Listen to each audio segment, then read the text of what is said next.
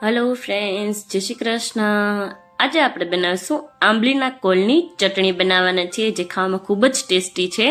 આ આંબલીનો કોલ છે, જે અત્યારે આંબલીની અંદર ઝીણા ઝીણા મોલ બેઠા હોય છે, એને આપણે કોલ કહીએ છીએ. કોથમીર, લીલા મરચાં, સિંગદાણા, ખાંડ, ધાણા જીરું, મીઠું અને આપણે સંચળ પાવડર લઈશું. તો ચાલો આપણે બનાવીએ. એના માટે એક મિક્સર જાર લીધેલું છે અને એની અંદર આપણે આંબલીનો કોલ છે એ નાખી દઈશું.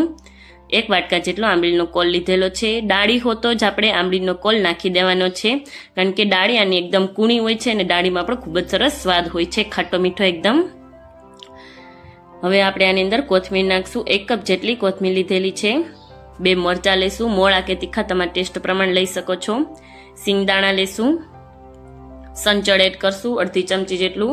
મીઠું એડ કરશું. સંચળ ને મીઠુંને ખાસ ધ્યાન રાખીને નાખવાનું. ધાણા જીરું પાવડર 1 ચમચી. ખાંડ 1 થી 2 ચમચી લીધેલી છે અને થોડુંક એવું પાણી નાખીને એકદમ સરસ રીતે આપણે ચટણીને વાટી લેશું, એટલે કે ક્રશ કરી લેશું. 2 થી 3 મિનિટની અંદર જ ચટણી આપણી એકદમ બનીને સરસ રીતે તૈયાર થઈ જાય છે. તમે જોઈ શકો છો કે ચટણી આપણી એકદમ સરસ રીતે બનીને તૈયાર થઈ ગઈ છે અને તમે રોટલી ભાખરી સાથે ખાઈ શકો છો. જો તમને વિડીયો પસંદ આવ્યો હોય તો મારી ચેનલને લાઇક કરજો, શેર કરજો, સબસ્ક્રાઇબ કરજો અને બેલ આઇકન દબાવવાનું ના ભૂલતા, કે જેથી કરીને વિડીયો નોટિફિકેશન તમને મળતી રહીને તમે મને કમેન્ટમાં જરૂરથી જણાવજો કે આંબલીના કોલની ચટણી તમને કેવી લાગી. Bye bye friends, thank you friends. મળીએ આપણે એક નવા વિડીયો સાથે.